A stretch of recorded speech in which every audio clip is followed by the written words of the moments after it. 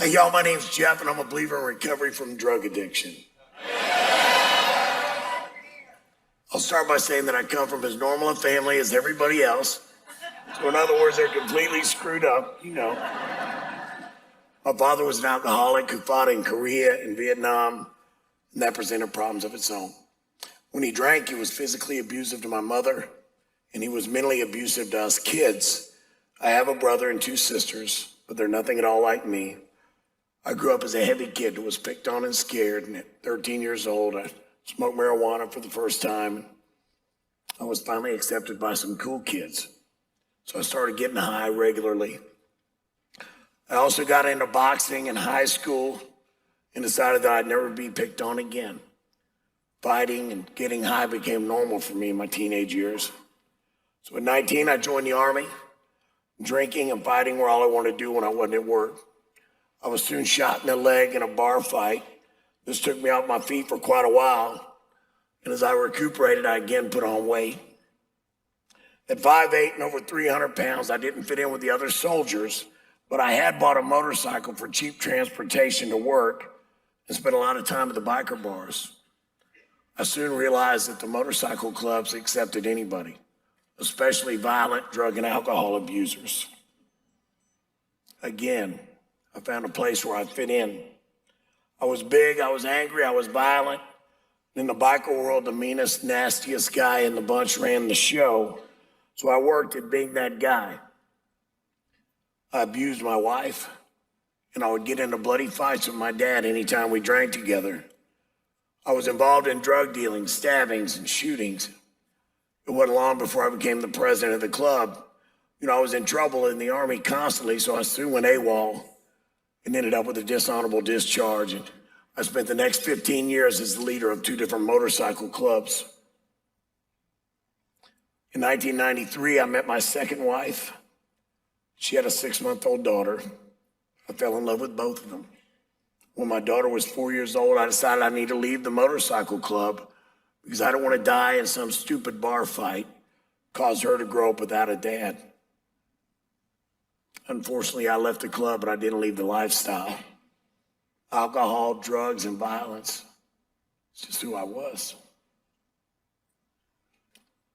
So in 1998, my wife finally had enough. She was done. So she filed for divorce. I got worse. But the only thing that kept me from slipping off the deep end completely was a misplaced sense of responsibility to my daughter. You see, I thought I was a good dad, spending every other weekend with her. I took her to the bars with me, and at 6 years old, she was forced to experience violent behavior that would have been disturbing to most adults. I rode her around on my motorcycle when I was drunk. I can remember thinking how cute she was, carrying around an empty Jim Beam bottle and a cigarette, acting like daddy. Now, at this time in my life, I was a functioning addict. I owned a successful business.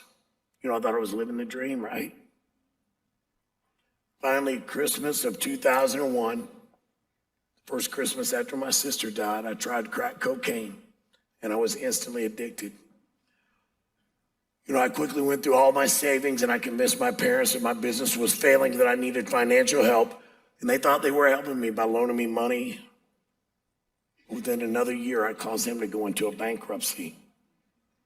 I'd lost it all, including my daughter. One of my last memories of her as a little girl was buying me an 8-pack of cigarette lighters for my birthday. I wasn't fooling anybody. It'd be 6 years before I saw her again. Now, at this point, I came back to North Carolina where my parents lived, and I continued to lie, steal, cheat, do anything else I needed to do to get high. I robbed drug dealers often, and soon there were a lot of people that wanted me dead. My parents convinced me to enter a rehab, and I did this to please them, but I was soon having drugs delivered to me in the rehab. It wasn't long before I was found out and I was kicked out. But again, I convinced my parents it wasn't the dope that had got me thrown out, but that I had just broken some rules. And again, they helped me get a place to live, a vehicle, some tools. I pawned the tools, I sold the furniture.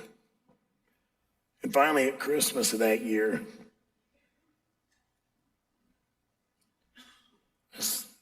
I snuck into my parents' house and I stole the $100 bills that my mother had intended as Christmas gifts for all the family members. And this wasn't discovered until Christmas morning when they all opened the empty envelopes.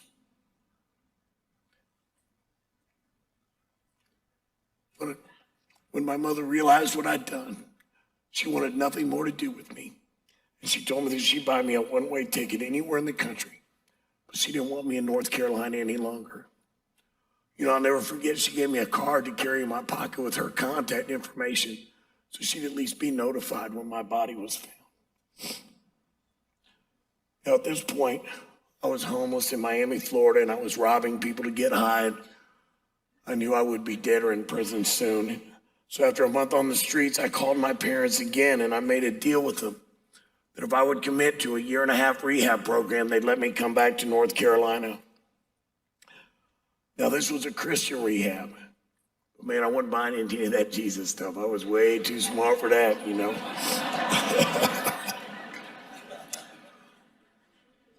About 4 months into my stay, my old girlfriend called me and told me she'd inherited some money, and so she wanted me to come to Minnesota. So I left the rehab more than a year early. When I got to Minnesota, we decided to travel the country. And as we were traveling, we stopped in Nashville, Tennessee, and being the smart guy that I am, I came up with the idea of buying a bar. Now, let me give everybody here some good advice, man. Never leave the rehab and buy a bar.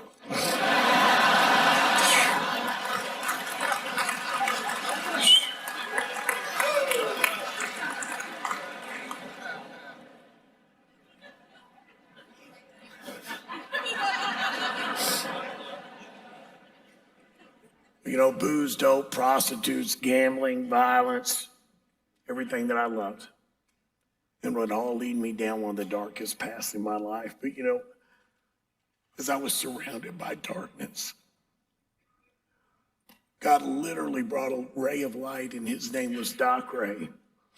The one thing I never expected to find in the bar was a preacher.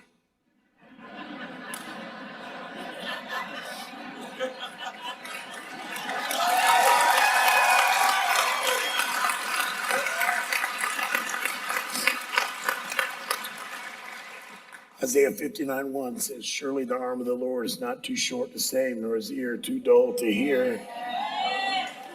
Doc rode a motorcycle and he hung out at the biker bars. He was really careful not to force religion on us. He was just always there in times of crisis, offering prayer and friendship. God became a good friend of mine, although I wouldn't buy into any of his Jesus talk either. Now, within 6 months of buying the bar, I was back to smoking crack. I lost everything. For 2.5 years, I was homeless. I ate out of dumpsters. I slept under bridges and abandoned cars, and even in the crawl spaces under houses.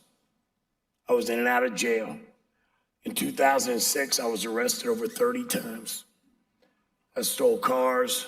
I robbed people. I wrote worthless checks. I shoplifted. And I was always able to lie to my father, talk him into sending me money behind my mother's back.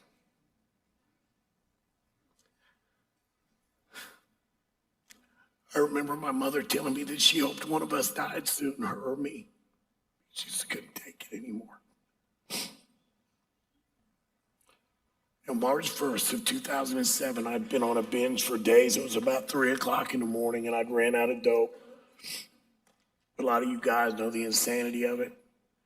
At 3 o'clock in the morning in a ragged, falling apart borrowed truck with expired tags, knowing there were warrants for my arrest, and driving with no license, I headed into one of the worst drug areas in town. And of course, I was pulled over and arrested that night. By the way, when I was arrested, I weighed 108 pounds. And I was covered with open sores due to staph infection. You can still see the white scars all over my face, neck, and arms. But you know what? Going to jail that morning, man, that was one of the best things ever happened to me in my life.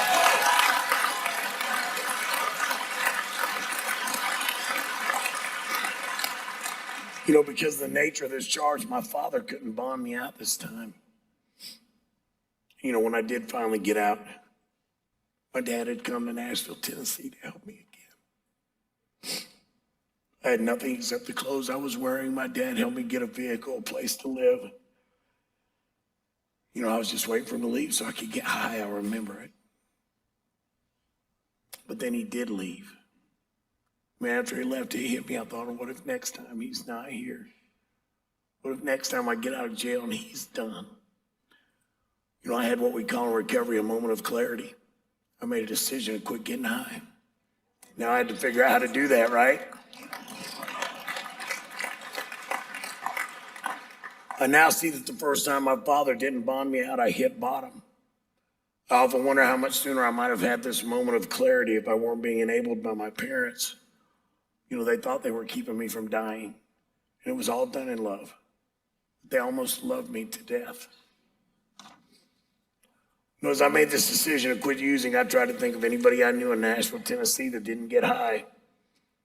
And the only person I could think of was that biker preacher guy, Doc Ray. So I looked up his number. I called him. He invited me to church. And, I accepted still believing that church was just a weekly inconvenience where a bunch of holy people got together to talk about how good they were and how bad the rest of us were, right?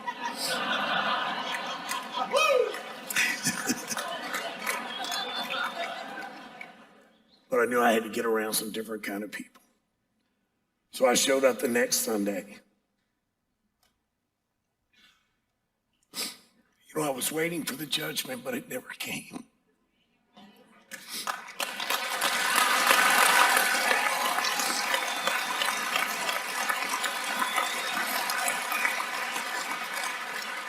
Those people were so nice to me. And so I decided to come back the following week. Now, the next week, I had no idea what was in store for me. And it's hard to describe, but I can tell you on April 22nd, 2007, I had an encounter with Jesus Christ. My life was changed forever.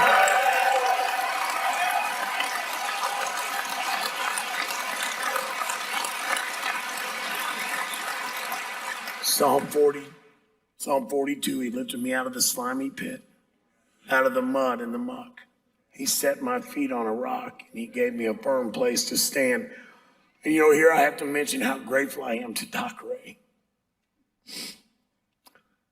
He made sure I got home safely when I was too drunk to stand. He picked me up from jail when I was released. He was my friend when I didn't know how to be anybody's friend. He loved on me when I was unlovable. And he prayed with me when I was hurting. Doc accepted me right where I was, flaws and all.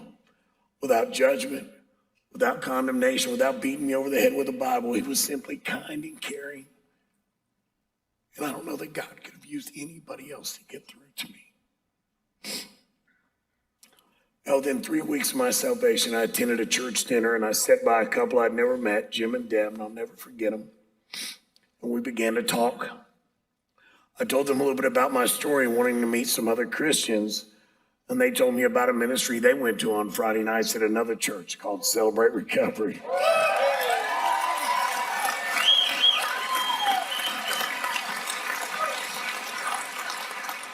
Now, they invited me the following Friday, but I remember telling them how Jesus had delivered me from the dope and I didn't need a recovery program.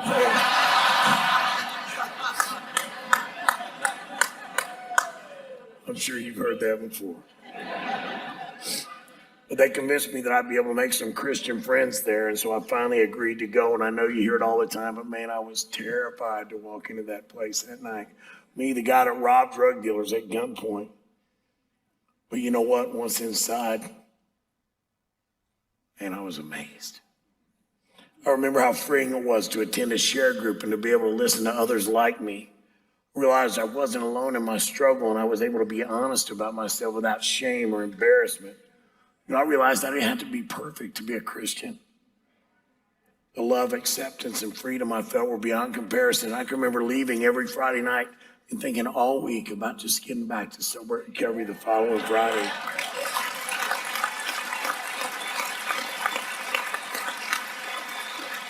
Within 2 months of attending, I began working the Christ Center 12 steps, and I found a sponsor. I committed fully to the program. I realized that the Lord had delivered me from the dope. Man, there was so much more than to just stop getting high. The 12 steps took me through a healing process. They taught me how to live sober, how to handle this world as it is, not as I would have it, right? I did what my sponsor told me to do. I was accountable, I was honest, and I took correction well. I began to work the 12 steps and to apply the principles to my life on a daily basis. Wow, what a change in my life. In Christmas of 2007, I've been sober for 8 months.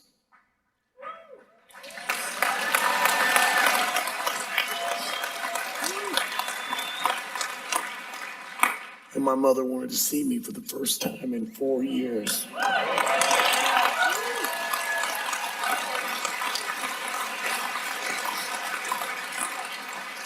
After a short visit, my mother asked me to come back home to North Carolina, and I can't express my gratitude to God for giving me this time as a sober Christian with my parents, finally being the son he intended me to be all along. Shortly after moving back to North Carolina with a year of sobriety, I began attending a church in Fayetteville, and shortly after I met the senior pastor. He was excited about what I wanted to do, so I began seeking others to help me start Celebrate Recovery.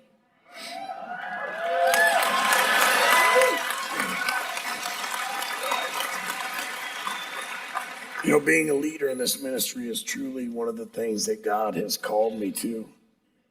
I came to know my wife at Celebrate Recovery.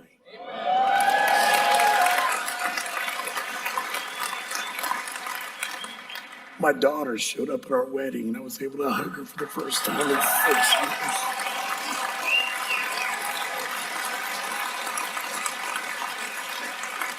I've made friendships that I know will last a lifetime. I've had damaged relationships restored and repaired. I've seen changed lives. You know, you can read about it in the New Testament, or you can just come to Sober Recovery and see it for yourself, right?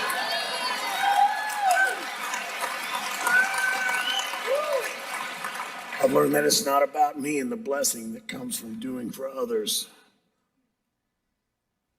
God has given me back my family. Amen.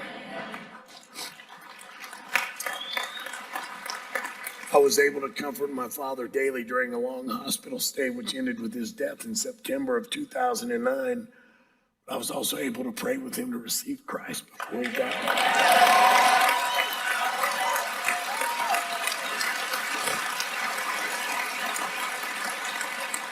I enjoyed 8 years of sobriety, loving on my mother. She could count on me. I was there for her until she took her last breath. And I'll never forget the day she told me how proud she was of the man that I've become.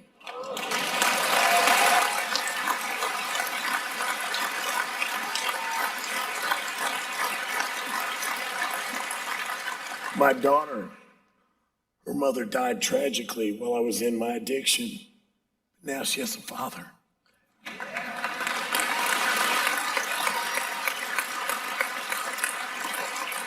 God has restored our relationship. She's forgiven me. Now she even brags about me being her daddy.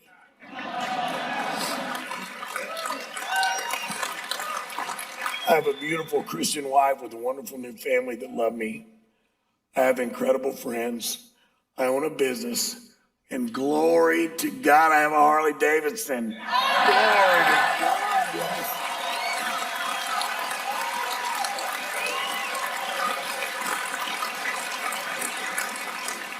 Priorities. Keep your priorities in recovery. Yeah, priorities. You know, God has used me in many ways over the last 10 years. And in 2008, I started Celebrate Recovery at Destiny Now, and I served as the ministry leader there for 7 years. In 2010, I came on board the Celebrate Recovery Southeastern team as a North Carolina state rep, and I still serve in that role.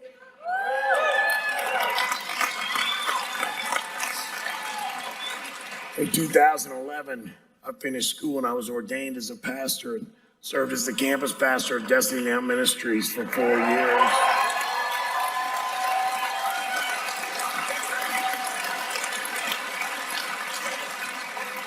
In 2015, I was blessed to join John Eklund in starting and co-leading Celebrate Recovery at Temple Church in Selma, North Carolina. You know, I've come to realize that my decision to accept Jesus Christ as my Lord and Savior has changed not only my life, but the lives of my family and my friends so many other people. God has turned my mess into his message, and I've been blessed to be able to share my testimony all over the country in many different venues. In the fall of 2011, I entered a casting call contest for a role in the movie Home Run.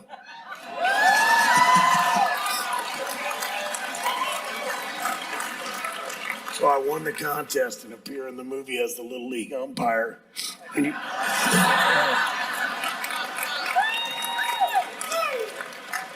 through that experience, God has opened a new door of ministry for me in the acting world. I've appeared in several other movies, TV shows, and commercials.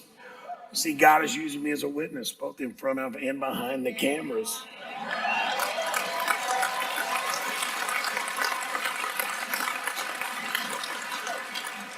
I gotta tell you, since accepting Christ, life is truly incredible, but it's not perfect, right? April of 2013, my wife and I separated, you see, because we couldn't seem to get along. You see, we married soon after meeting, and it didn't take long for us to realize we weren't much alike. And although we had separated, we weren't ready to give up on our marriage. You see, we may not have made the right choice in getting married so soon, but now we decided we wanted to make that choice right. We sought help by the way of a Christian counselor. I gotta tell you, man, it took a lot more than prayer. It took work. It took determination. It took commitment. We just weren't willing to give up. But you know what?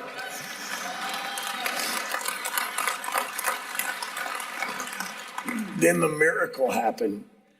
We began to apply the principles of recovery to our marriage. That's right. Celebrate Recovery helped me to realize that I couldn't fix or blame Pamela. I can only work on my part, my character defects. You know, God did a work of healing and restoration in our marriage as we both began to take responsibility rather than blaming one another. Today, we still have some issues. We do, don't we, sweetheart? But we're learning to accept the things in each other that we cannot change and to change the things in ourselves that we can.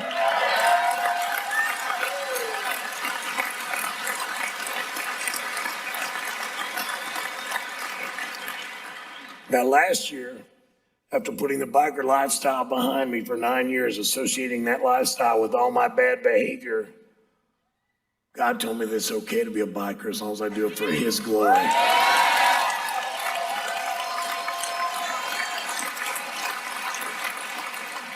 In July of last year, some of us Celebrate Recovery bikers started talking about starting a group. During the following weeks, I was able to help start the Broken Chains, bikers who have found hope and healing in Jesus Christ through the ministry of Celebrate Recovery, helping others to realize that change is possible.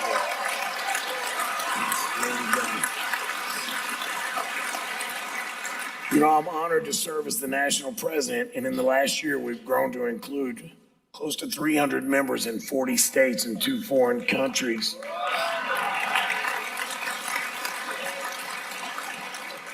You know, God is using my past and my passion for his glory. You see, I'm a hope dealer. I'm a motorcycle missionary.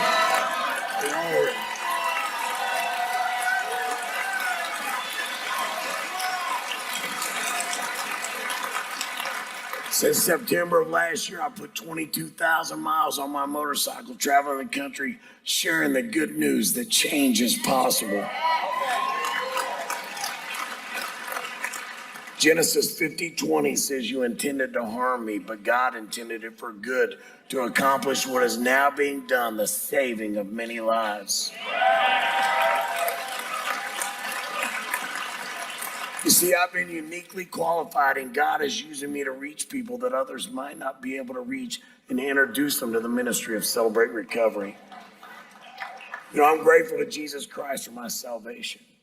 And I'm grateful for Celebrate Recovery, which has given me the tools to deal with life on life's terms. 10 years later, and you can still find me at Celebrate Recovery every week because I still need to be there. You see, recovery is a decision followed by a process. Since I made the decision to quit using 10 years ago, I've gone through the illness and death of my father and my mother. I've gone through a marriage separation. I've dealt with despair, anger, and frustration, but I'm sober today.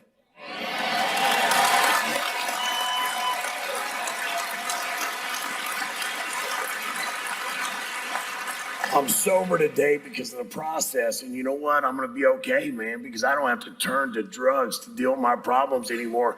I have all you guys, man. I have a forever family all over the world.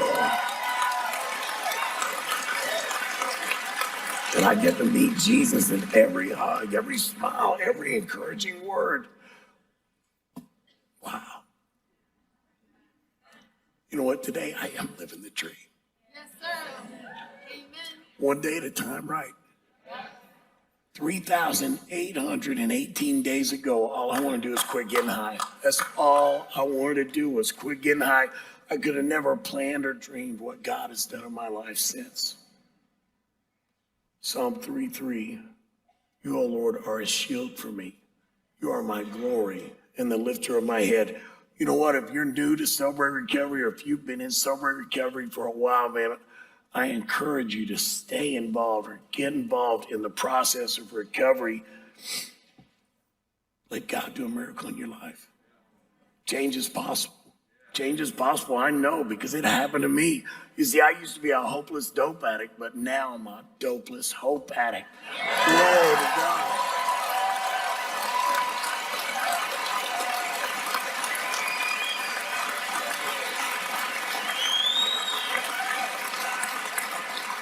Thank you guys for letting me share.